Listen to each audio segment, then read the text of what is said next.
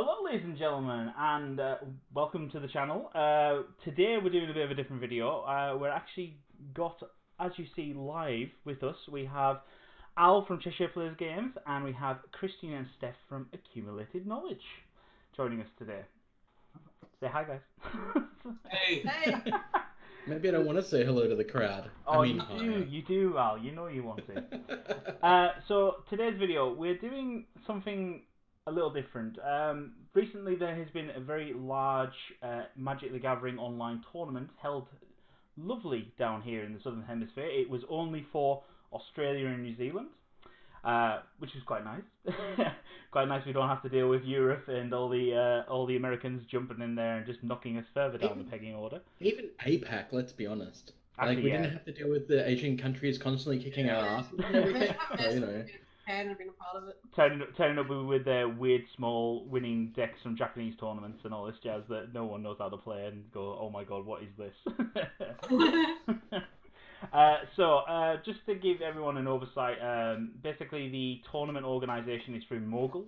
Wizards of the Coast and Mogul got together and they wanted to do specifically for Australia and New Zealand a tournament that was run online, and it's top winning prize if you manage to get through to number one is what, 250,000 Australian dollars, I think. Isn't it like 5,000 in a laptop?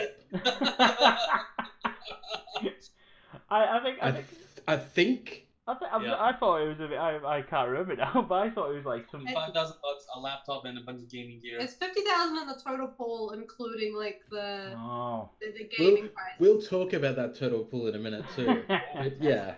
Oh. So, but as with all things that come together with Magic, there's been a few teething issues. So basically, what we're going to do, we're going to discuss the tournament from the good to the bad, and at the end, we're going to make some suggestions as, you know, fellow content creators and people who play a lot of Magic, and what we would like to maybe see implemented for the next tournament that they want to do.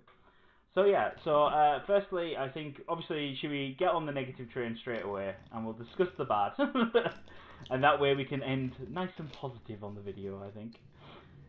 So, basically, shall we discuss, firstly, the challenge system that Mogul has? Sure, let's do that. Hi, Mogul. Any system where you can allow me to schedule matches out as far as possible so nobody can challenge me is a bad idea.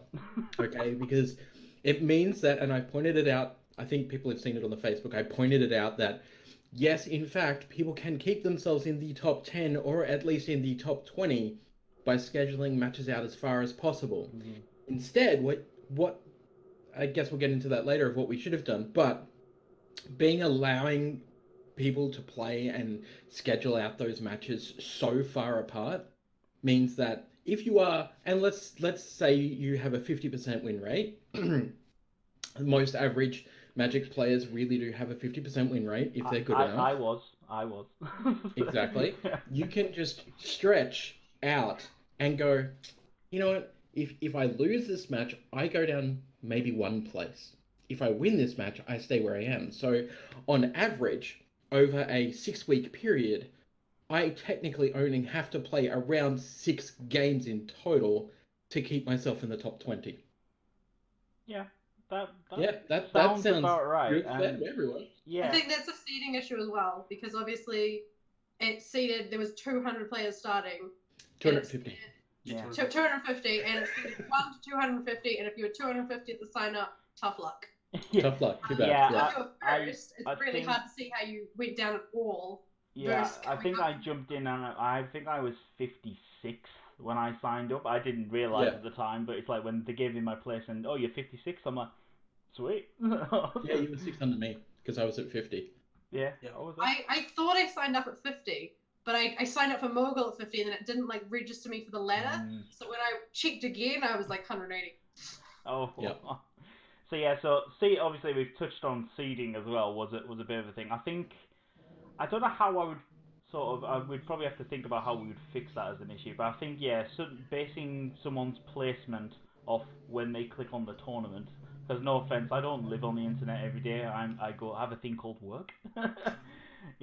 thing where I leave the house and go earn money.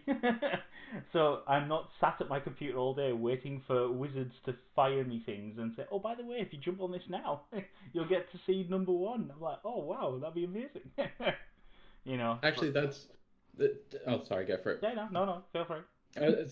Time frame is another thing that we should discuss right here when we're talking about placements, because before Wizards had even posted in their content creator Facebook Discord group, there was already like 48 people signed up. Yeah. Now, there is no way these are just random people. I actually saw people who had relations in Wizards. I saw people who had relations with Mogul, and I actually saw their CEO, Jamie Skeller, was actually in like 4th place. Yeah. What? Don't sign yourself up into your own tournament. That's a no-no. Well, my first game, I got a thing saying this game has been arranged via Skeller, and I was like, who? Because obviously they teamed up and we're in a big team. So if you're in a team, you can get arranged games for your teammates, sort of thing. Which for your teammates. You did team? Yeah, you can do you can team up. Yeah. What? That was a thing? Yeah, basically, it would actually work as well in the reverse of that. So, for example, you've been challenged, the team captain or the admin or however it's. I didn't get into the team thing, but could actually accept or decline the challenge for you. So if you're working in different time zones and stuff, it would work to your advantage as well. So I saw the word team being thrown around, but because I thought that's more for like I thought it was exclusively for other tournaments. like Dota and CS:GO that's like 5v5. I was like, wow. It was just something that was absolutely never mentioned. Yeah. It was never mentioned, but if you saw it and like theoretically, we all could have sort of said in our Discord group channel of, guys, should we all just team up together and then stick ourselves on the team? I was going to, and then I felt that like doing that would probably put like an us versus them kind of vibe out to the rest of the community, and I didn't want to like have people go, oh, the content creators are all out to win it, and they're all gathering together. So I was like, all right, maybe I won't do that. But I did have that thought of like I could start a team for us, and like but then you get into, well, if you're a team, like how horrible is it when you're all working together, and then all of a sudden, like, let's say there's 5 of you in the team, and there's 5 of you in the top 10, because people then go, well, how did you get there? It just feels like that feature should have been disabled then if that was actually a thing. Yeah, that's weird. It was a bit of a weird thing, but yeah, the only I suppose one last point from me, negative wise, was obviously I don't know how you all placed, but I sadly was 63rd, so I didn't make the top 30 cut. But on Friday afternoon, New Zealand time, I got an email saying, oh, there is a last chance qualifier on Sunday. But it's like, the tournament finished 3 days ago. If there's going to be I understand maybe you're going to do a draw and you're going to pick people out who've actually played games maybe and all that jazz. I get that. But let me know Friday afternoon when I have a weekend and I have a family and there's no way I could do it. Like today I was out, so I couldn't have participated anyway. But it's like, if they'd given me Thursday, maybe could have talked to the wife, cashed in a few brownie points here and there. It was a thing all through the tournament because I wasn't in the top 30 until literally the last couple of hours. I think I got in. We were all of us, and I got in by instant challenge, so I there was a good chance that I wasn't going to get in at all. Yeah. And so we were saying, well, when's the last chance qualifier? What's it going to be? What's the time? What's the date? And they go, don't worry, we'll release it when the tournament ends. I mean, that's a good segue into general communication. Yeah. Like, it feels like the information didn't really exist, but there was a mod team that didn't really know what they were talking about, and they all spoke with such confidence, or also just, we'll figure it out later. I saw so many mods just very confidently give the wrong answers, only to be corrected by other people in the chat. Yep. And I'll tell you why. Esports. We are so, in the gaming community right now, we are so bloody focused on how esports is great and get out there with esports that everyone thinks you can adapt a PUBG/LOL platform like this to Magic. And that is incorrect. Do not do that, because you are talking to people who have played this game Some of us for maybe a year or two, but most of us have been playing this game for decades, like myself. And then when you're telling me that your ladder is going to end up with an LCQ, a last chance qualifier, 3 days afterwards with 2 days notice. And I'll get to this day thing again in a second because I want to talk about the last day of the tournament. Yeah. And you're running it like you would run LoL or Dota or PUBG. This is Magic the Gathering. We are used to a particular type of tournament structure. When you tell us round robin, we go, wait, you want us to bloody play everyone? Why?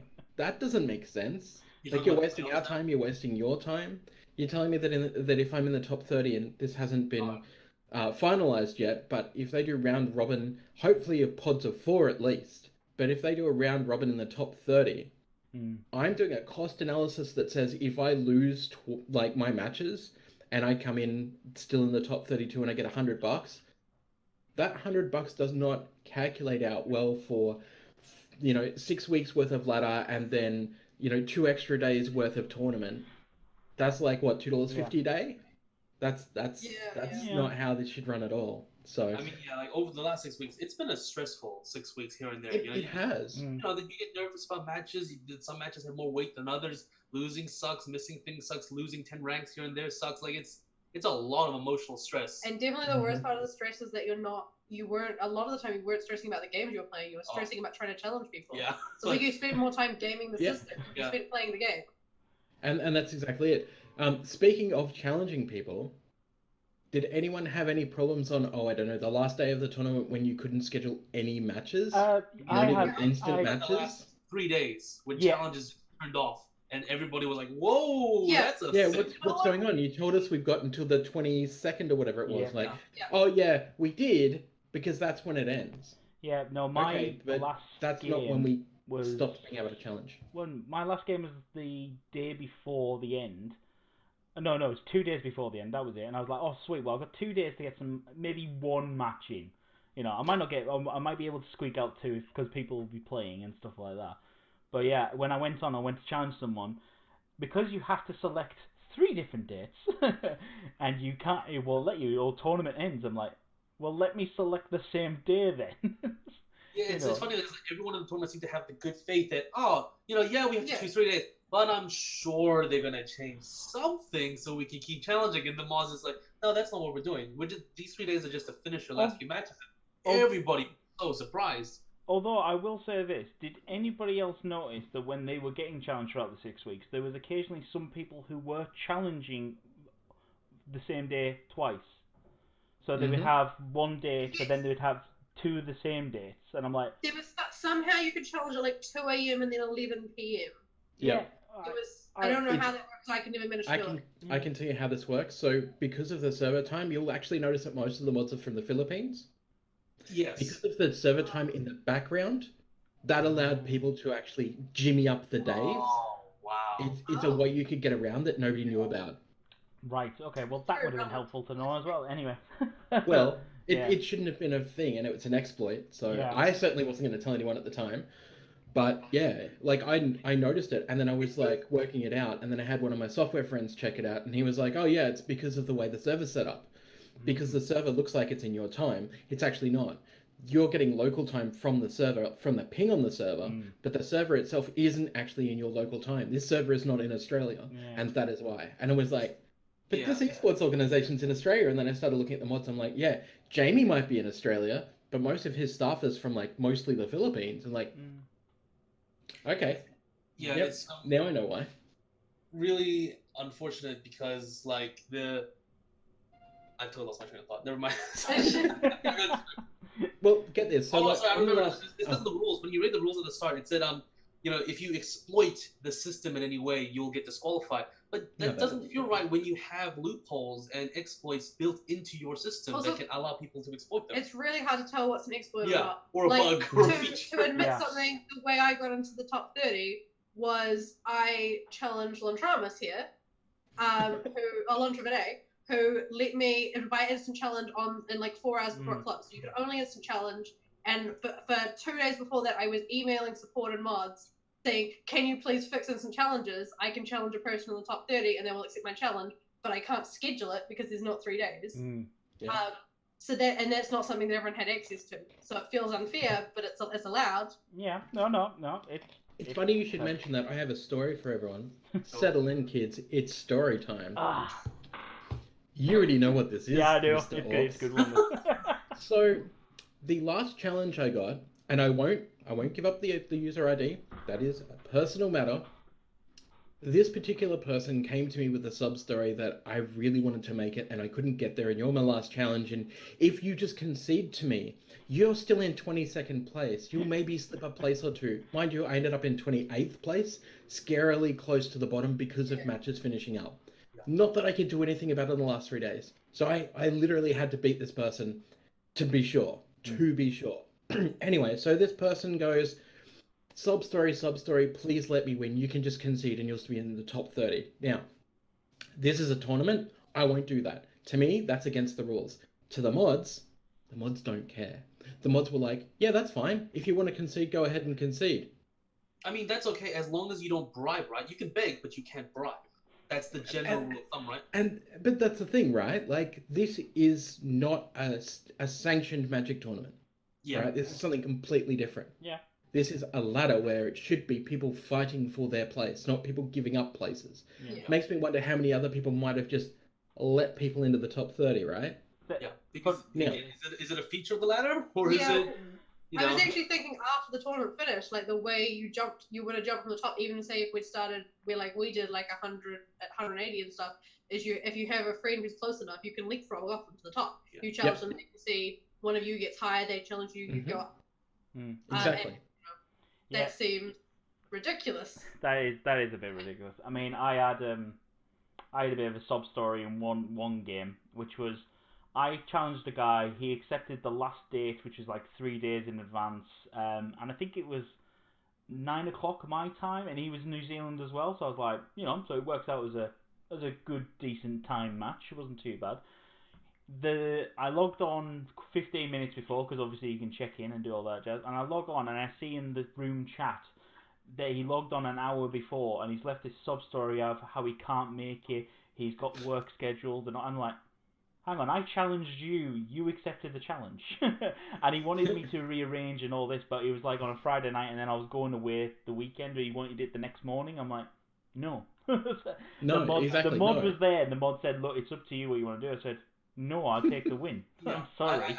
We had that. We both had that as I well. I had that in the last. Someone wanted to rearrange, but we rescheduled by like 2 hours because they were Australian time. But it was like at the day before last day you could challenge someone. So I had to say no because I had to try and get that challenge in before the window closed. Yeah.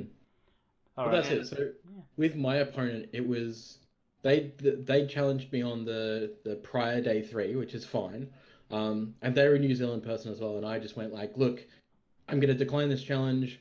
I don't have the time to schedule here, like, because I'm in Australia and you're in New Zealand. And they were like, oh, no, don't decline. I'll reschedule.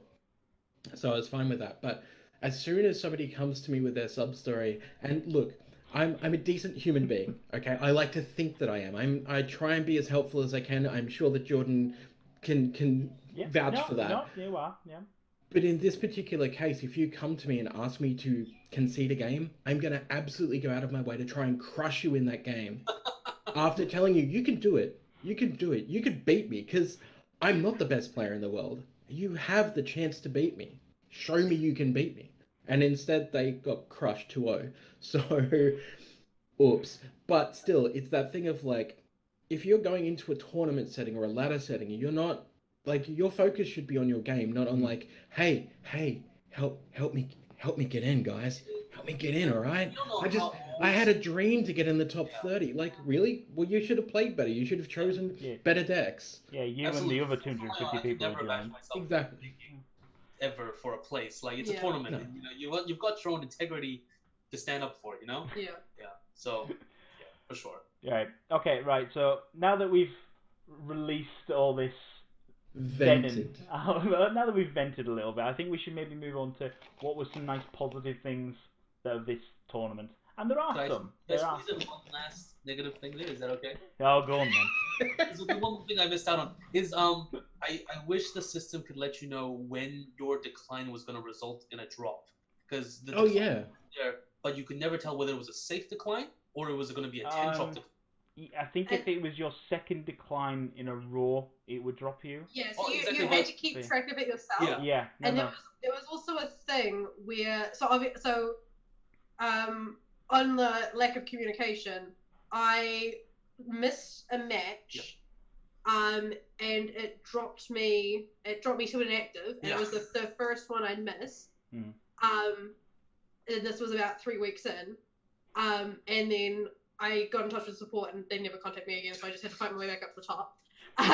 But then from then on, I think there are a lot of people that had those issues where they declined once and they dropped 10 places and they got main active.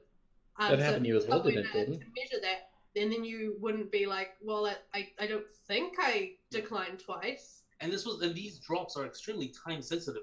The fact that you have to email support and the mod supports can't help you in the chat is incredibly painful. That it is time sensitive. That if you drop and you go through that process and 3 days later, like, yeah, no, we'll put you back to where you are. You've just lost so much time. Within a week, I had overtaken where I was because so many people had dropped out of the tournament anyway. Yeah. Mm. No, I had the same thing happen with me. I missed a game because it was in Australian and I had to play it at 1 a.m. and of course I had a few beers that night and completely forgot because I'm human. You know, that's what happened. But then I totally forgot about it and it literally went out of my head, and it wasn't until I got the next challenge notification I went, oh yeah, hang on a minute, I forgot to play that match. And then I was like, but then this guy booked it all again. It was Australian, but it was all 1 and 2 a.m.s, and I'm like, no. And he said, oh, you will result in it. And I'm like, oh, hang on a minute, that's not fair. Just because I missed one game. Sorry, I wasn't up till 1 in the morning. It's not my problem, you know. Yeah. But yeah, all right. Anyway.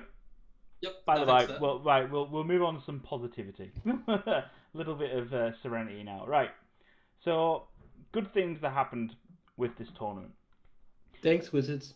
Yes. Yeah. Yep. Straight up. Thanks, Wizards. It was a great idea for a tournament. Yes. Like the $50,000 of prize support? Question mark.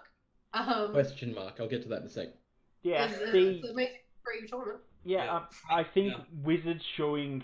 I mean, because I'm obviously very new to this hemisphere. I'm still, you know, coming from the northern hemisphere to the southern, it was a bit of a shock in how lacking in support Wizards has down here. I mean, our Wizards rep in our Discord chat, he is amazing and he does a really good job with us, and we love him to pieces, quite frankly.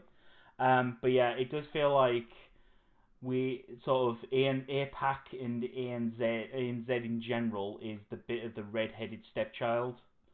They're like, yeah, there's a gaming scene down there, but we don't really want to promote them and have fun with them. And one Magic Fest in 2020, which is rough. New Zealand isn't the only country in this situation, but there's like other countries in like South America and Europe and stuff. But we've lost heavily from their restructure for tournaments and like nationals was the best thing New Zealand had, and they got rid of that a year or two ago. Yeah. So things like this are really helpful in making up for that, I think. But honestly, it is very good that Wizards are trying to do something. I mean, this wasn't perfect, but we appreciate the gesture.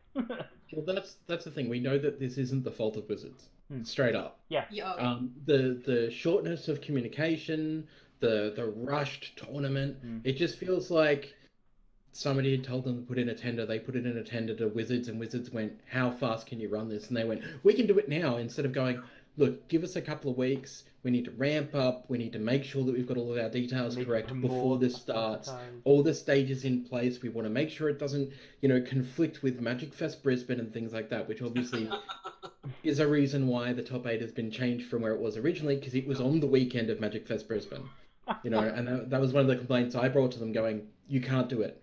If you do that, you lose David Mines, you lose, Jessica Estefan, which I think Jess actually dropped out early anyway, because it's just not worth her time being on Mythic Championship.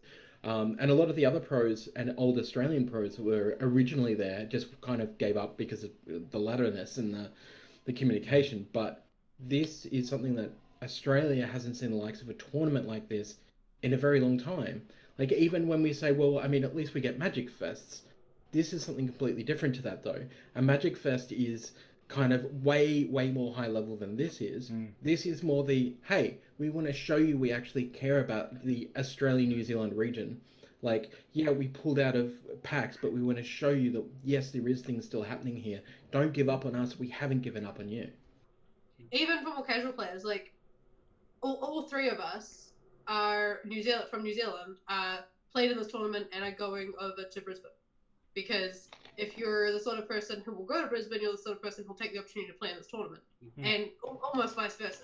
So there'll be a lot of even casual players in Australia and Brisbane, or who might like take a train down to Brisbane, would have to then be like, am I playing in this tournament knowing that if I win, I don't get to play in this GP that I want to play in? But, yeah, and that's the thing. Like, all four of us are going to be at Magic Fest Brisbane as well. Yeah. But I mean, we got people in Brisbane like David Mines, who's like 2 times Australian captain or 3 times Australian captain. I can never remember. It's like one of my old teammates, and he does what he can, but I feel like he gets little to no coverage on what he does in Magic.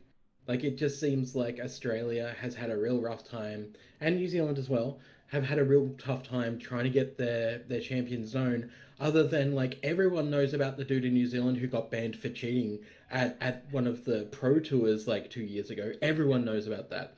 Everyone knows about the same guy who had his marked cards and his entire deck was, marked, basically. Everyone knows about that. Oh my god, cheating. Drama! But nobody actually knows the heroes from Australia, and I think that this tournament is going to give a bit more of that visibility. Like, Mimi is, for example, Mimi's like our top 3, I think, in that ladder. I think she's at third, going into like the top 30, and she's about to hit Richmond for the Mythic Championship. I mean, this is the thing. Like, Australia does have great players. We've always had great players, and we've never really had a chance to shine. This focus tournament gives us a bit more of a chance to say, hey, look, we have these great players. Watch these streams. Check out these people. Check out their content. How good are these people? The online aspect is especially good for Australia and New Zealand because since the rearrange for competitive play, there's no longer travel bonuses. So traveling to competitive events is a lot more onerous for Australia and New Zealand than just for the rest of the world.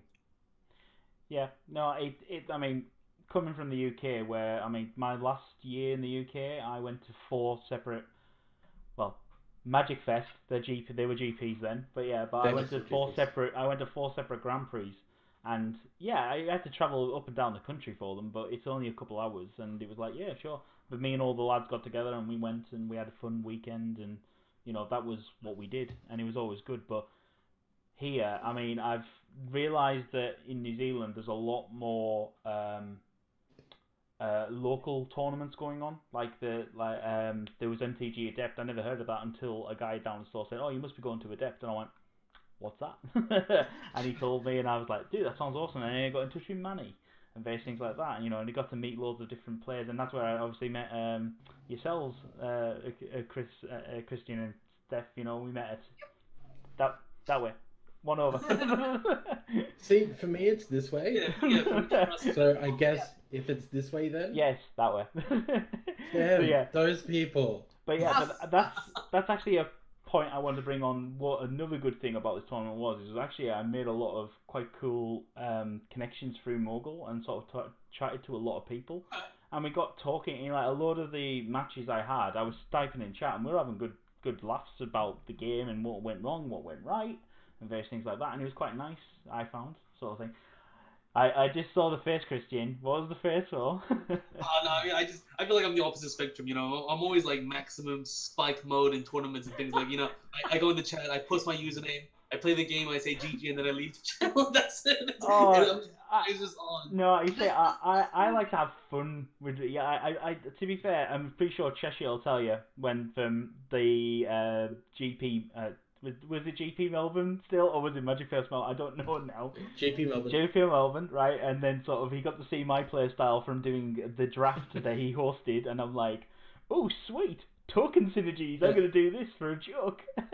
Hashtag thanks to Wizards. Thanks hashtag to Wizards. sponsor. Again, thanks to Wizards. Yeah. But yeah, I like having fun. So I was trying to chat with a lot of my opponents. Some of them were a bit salty Because Yeah. I was playing the Dancing the Man's Tomb for Tall deck, and apparently they don't like sacrificing things. I've heard that a few times. I don't actually. I'm not playing this at Brisbane, but I just played it and it seemed to work for this tournament. And I was like, yeah, sure, I'll use this. It works. It's a hard deck to play against. Yeah. I was trying to play a different deck like each time. I tried the Dance of the Man's deck. It requires a lot of skill. Just because the actual plays of the deck, the lines of the deck are a little bit complex. Yeah, I'll tell you now, I never won with Dance with the Mans. Not one. I played 13 games, not one game out of 3 did I ever win with Dance with the Mans. Which is just hilarious.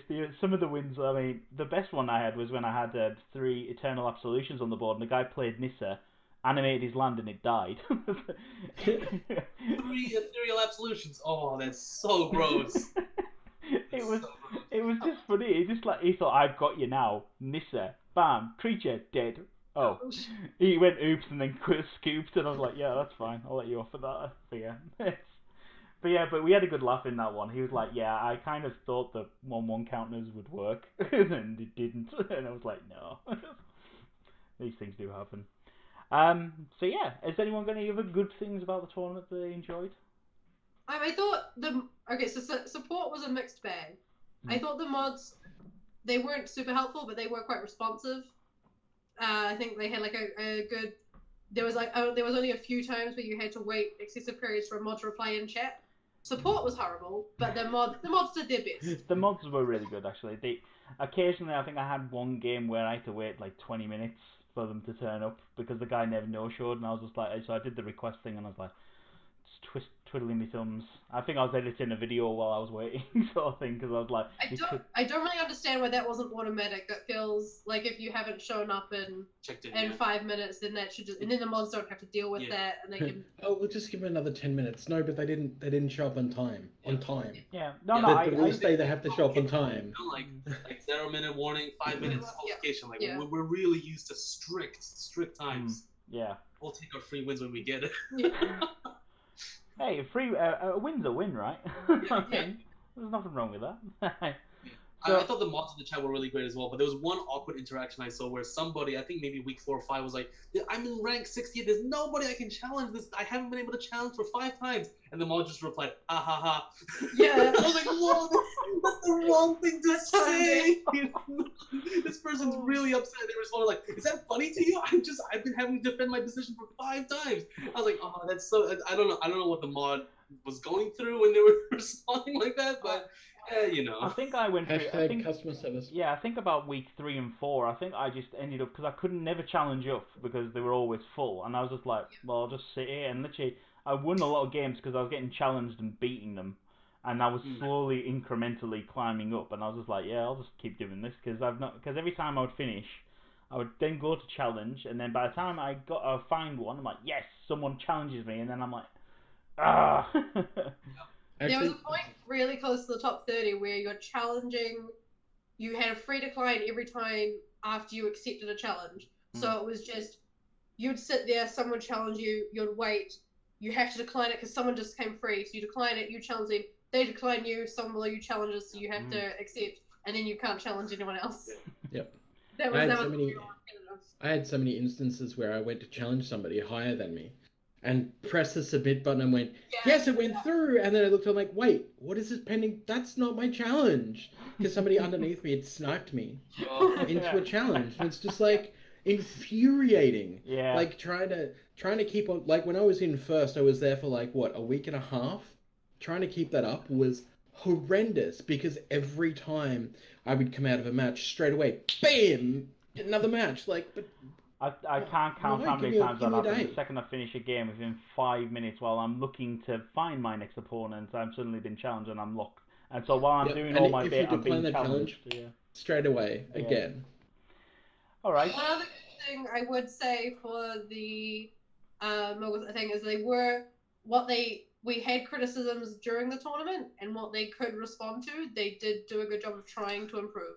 So like originally it was protection, they got rid of that. I was really impressed that they would do that in the middle of a challenge, middle of a tournament. You're welcome. So basically, one of the things to remember is you've got Mogul, and then you've got a PR company called Reboot PR, who is doing the PR for the tournament where they can, and then you have Wizards, right? So the guys in Reboot, that's the reason why I'm a mod in that forum, in the Facebook group, is because I know the guys from Reboot. So every piece of information that was going through the Discord, the Magic Discord, the Facebook, and hashtagged on Twitter, I was finding that all the time and sending that on to Reboot to go, hey, can we address this? Can we address this? Can we address this? Can we address this? Because the guys from Reboot, they're a video game PR mainly. They deal with a lot of video game stuff, but they have dealt with some Magic stuff in the past for like Commander and stuff for like about 4 years ago. So I have ties with them from that because they used to give me product review and stuff. So because of that tie, I was trying to make sure that they were completely looped in the whole time around what the feedback was so that we could try and get those changes through rather than just being said and then nothing being done. Because every time I've seen a group of people bring up like mass issues like that and then not be addressed, and everyone just gets angrier and angrier and nothing goes anywhere. So I was trying to help address that as well. It's one of the reasons why, Jordan, you saw me constantly trying to like get that discussion going on the Discord. I mean, I had no problems with getting the discussion going, and likewise, I think Wizards were appreciating us actually being quite frank and open about certain problems we were having, because they like to hear when things aren't working. And it was really nice to see quite immediate responses. And the mods were also super good about it. There were a lot of people complaining about things that obviously weren't their fault, and then most of the time they were very obliging. Yeah, exactly. I mean, look, the positive here is that Mogul themselves were open enough to accept and to try and change what they were doing mid-turn, basically, to try and suit the expectations that the players had, which is great. And we know that if this comes around again, they're going to have all of this data set to work with. They're going to have all of our complaints and all of our jubilation when they've changed things and like, hey, this made us really happy, but this made us really sad. The challenging thing was terrible. And how we've all said, let us just instant challenge. If we are active on your website, let us instant challenge. Yeah. Take away the schedule. No one needs that shit. It's a ladder. I want to climb the ladder. I don't want to sit on a rung of the ladder to the side, hanging off, going, oh, geez, I hope I don't fall down because I missed an email. Instant challenges were interesting because obviously they tried to make instant challenges so that they were always on as long as you were online, and it totally broke instant challenges. Yep. And instant challenges weren't fixed until that last day where they just reverted back to how it was. But the problem with instant challenges was that you don't have an incentive to accept instant challenges.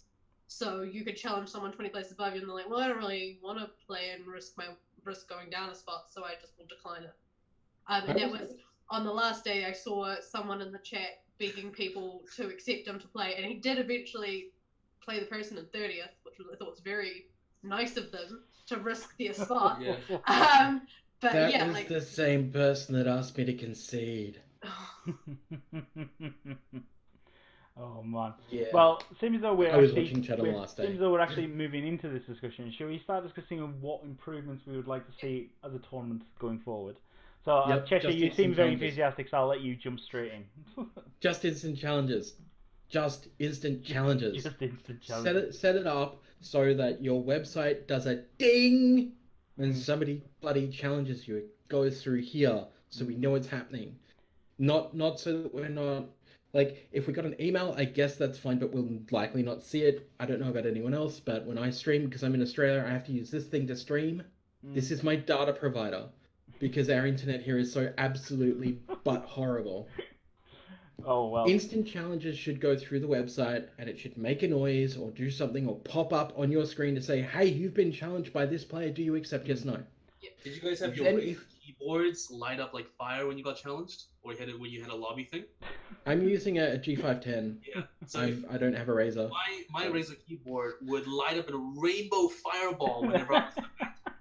And it would not stop. It would just not turn off until the match was finished. If I was anywhere near the lobby start, I could not turn it off. And people were like, oh, you just have to go into your Razer settings.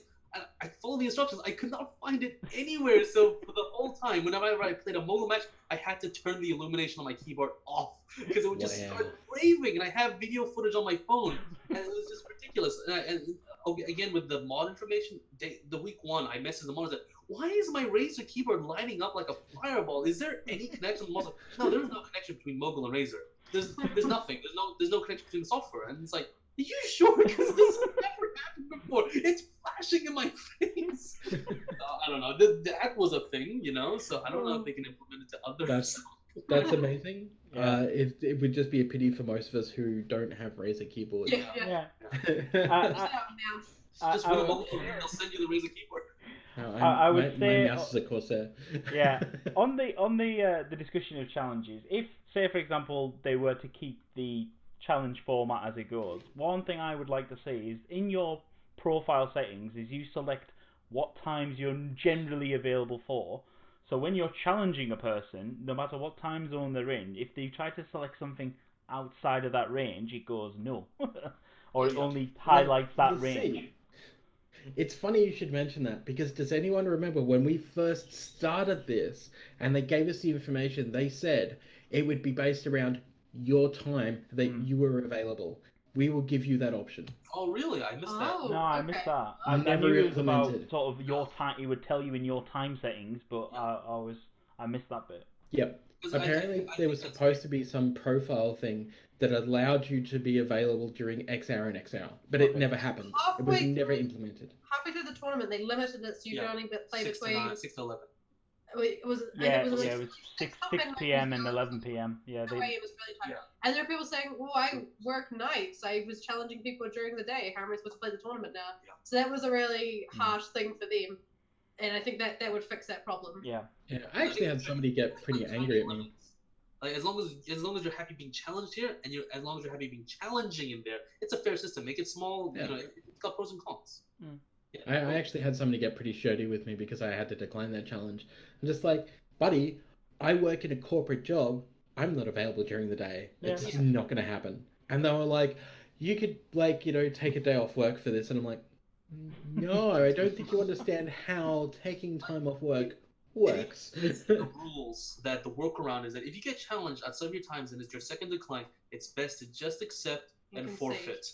Like that's the rules. That's it. There's no other thing. That's just that. I don't know. That seems like odd. Kind of stupid. Like, I'll just give you the free win then because you pressured me into it.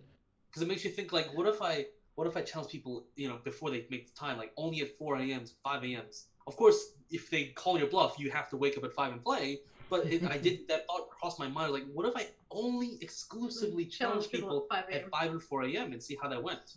Yeah. I mean, I had the same thought. I was like, hang on a minute.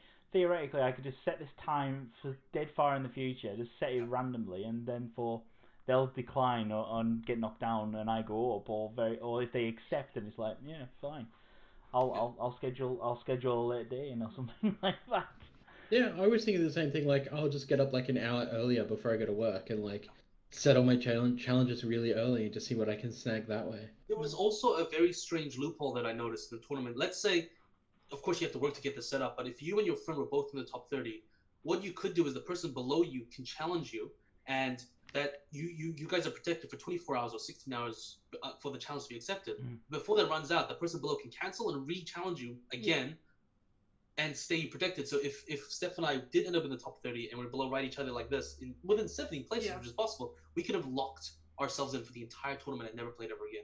I assume that's what they mean by don't abuse like the loophole. Yeah. So that's what they should have closed. But then you shouldn't be able to challenge the same person 3 times or something. No. So limiting that would probably work out as well. Like if when you are challenging, you can only challenge that person a certain number of times, and they lock. You've got to go to someone else before I wouldn't agree with that because it was so limited. I found myself challenging someone, being like, "Fuck, this person didn't accept their last challenge and dropped 10 places. They might not accept me, and then I don't get a game. I'm going to challenge this person about me. Oh no, someone's challenged. I'll challenge that person again." Yeah. I had that happen a couple of times. And actually, for the other sort of tidbit suggestion I had a thought about with regards to improving the tournament is with regards to obviously a round robin scenario, fine, but have it as pods like you suggested, Chesh. So say for example, say we got tournament of 200, set it up for 50 players in each pod. You're assigned to a certain pod, so there's chances there you might be in with friends, chances there you're not. You know, it's all random, and then you play to the top 8 or whatever, and then that top 8 goes through, and then it's randomly seated in sort of a knockout style tournament, or however it is realistically. I think I made that suggestion early on, in the Discord as well. Because if you come in 200th place, just climbing to the top 30 is just a daunting task. Making those climbs smaller can make the ladder more manageable. Yeah. Not my personal suggestion, but people in the chat at the beginning and the start of the tournament, when people say this seating's stupid, this ladder thing is terrible. They were saying at the start you have a really flexible system where you play like 2 games and everyone plays 2 games or 3 games, and then if you win 3 games, you're seeded based on that. Yeah. So it punishes you for being 0-3 or 1-2. Like a qualifying round or something. Yeah, one day. Yeah, something like that. I mean, I'm pretty sure if they said, right, today's qualifying day, everyone get on, play 3 games, and we'll take all the data and randomly seed you depending on Something that. to fix first and first serve, I think, is a big thing. I think it's just too much feel bad for people. Even random would feel terrible. Imagine randomly being assigned to 250th place. Yeah. I think the biggest fix for the tournament would be if you could both challenge someone and be challenged at the same time, because losing a challenge didn't punish you very much. You dropped 1 place. That's fine. No one really cares because you climbed that much anyway next time you challenge someone. But that time where you couldn't challenge someone, while you had to wait for that challenge to happen, was what really stopped you from going up. Yeah. I would be really interested to see how that system plays out. Being able to challenge and be challenged, it kind of sounds complicated in my head, but if you kind of think about it, doesn't feel like it would break too much. It seems fine. It seems okay. The biggest flaw would be you have to play more games, I think. So they might make the window longer there. Yeah. So yeah. So anyone else got any other suggestions for the fine folks at Mogul to look at? Have things planned before you start to do them. I mean, I think that's having a project coordinator, and hey Mogul, I can be hired. Just saying, having a voice, not having your CEO do your videos, just is a big thing. Sorry, Jamie, but you are not a person who can face the public in your videos. You just don't have that kind of zing, that pizzazz, so it comes across a bit flat. But I think that number one is they need to invest in like a mouth person for the business itself to be front facing. But I think number two, they definitely need a project planner who says, okay, at this stage, what should we be looking at? At this stage, where should we be? What are we thinking that everyone should be at? All right, how is this going to run? Does this make sense? Maybe have a chat with the community as well. Hey, community, this is the way we want to run this. What do you think? Don't just leave it up to like, we're just going to do it this way because this works for other games. That doesn't work for Magic. Yeah. Involve your community more. Give them prizes for getting involved. Hey, you want 10,000 gems for Arena? Well, guess what? I want you to have a look over this document and tell us, is this the way that you think this tournament should run? The person with the best answers to this and has the best suggestions will give you 10,000 Arena gems for free. When I first heard about this being a ladder format, I really gave it the benefit of the doubt because I know that Magic players have had this feeling that it's really hard to win, Magic Fest. It's hard to go like 7-0 day one and this thing, and you barely lose any game. So a system where it doesn't reward win rates, but rewards something else that I couldn't exactly figure out how, but I would. Seeding. But I Teeth and guile. Yeah, I was skeptical, but I thought that it could be a good idea, and I think a ladder's not the worst idea. I think it just needs a lot of tweaking to be a viable format. But yeah, like I didn't think it was going to work at all when I first saw it. Because there's some systems that reward people who don't have a job and sit there and just play all day. Like, there are systems that do that, and that feels bad when you have a job. There's systems where you have to travel, you have to spike a tournament to win money. So this felt like a brand new way to approach the system, and I was open-minded to it. And I mean, from my personal journey through it, I managed to survive. I started quite low when I signed up. I managed to climb up to top 30. I held my place. So I feel like personally I can't really point and complain and say it was a failure because I managed to succeed in that system with its flaws. But so I don't know if I want to see this ladder system again. I don't know if I was super happy about it. Like I said, it was pretty emotionally stressful for 6 whole weeks. And if this came up again, I don't know if I would be so eager to join it because it was stressful, you know? Yeah. Also, Mogul, $27 worth of Razor credit. That means nothing to most of us. That means nothing. Can I put them all together? No, they have to be used because they're separate coupons. Like I've got 3 different $27 credits. Why can't I roll them all into one? That doesn't make sense to Oh, you me. can't roll them into one? No, you can't combine them. It's not. Oh no. Yeah, look, really. Oh, okay. I was told that they act exactly like Razor Silver, where each code is its Yeah. own separate unique thing. Oh, Yeah. I have a So Complicated. what's that? Yeesh. 60, 74, $83 worth of Razor credit that I just can't really use. Is that good? Yeah, that I feels mean, more I like don't know. a How expensive are Razer products these days? I actually had never looked. I think like a base mouse is about $50. But then you Alright. have to pay shipping on top of that, and I think shipping and handling for most of the stuff in the Razer store is about Mouse $30 Australian. Ugh. Yeah, that's what I've heard as well. Yeah. So yeah. Mm. I mean, I'm just gonna go down to EBs and buy a Razer mouse rather than buy it off the Razer website because It would it's be $30 nice if cheaper. you could use the coupon for any Razer product anywhere. Mm. You know, like you could walk Yeah, down to well, yeah, eBay walk to the store. but it has to be through the store and you have to pay the shipping, which is just it sucks. $30 shipping is like what you want to be spending on the mouse. It's pretty much my credit they gave me. Yay! Yeah. You essentially gave me not actually free shipping because I'm still paying $3. It's bad. Oh well. I think this has been a very positive end to the session. Yeah, we nearly got there. Now. We It's been we I nearly love got there. We surprise. nearly ended on a really high note. But anyway, Yeah. but anyway, we do want to say a big thank you to Wizards for obviously trying something new, and we do appreciate it, and we want to see more of it. So please keep going. You know. But if you're not going to Wizards, go back to PAX. Nationals, bring back yes, nationals. Bring back New nationals. Zealand. So go to PAX, Nationals. bring back Yes. nationals. Give us a Magic Fest, maybe once every other year in New Zealand. That'd be nice. You know, something. Yeah. We'll take anything we can get in New Zealand, please. Don't forget about us. Please. Just come to We know Australia, it's don't worry cold, about but we're here. Too good. And then a few more Australian Magic Fests wouldn't go amiss even for us in New Zealand. Yeah, just give Australia a second one, so it gives us more options Just- to travel. Yeah. You just definitely. need to move over here. No, you got horrible animals, man. You got deadly stuff.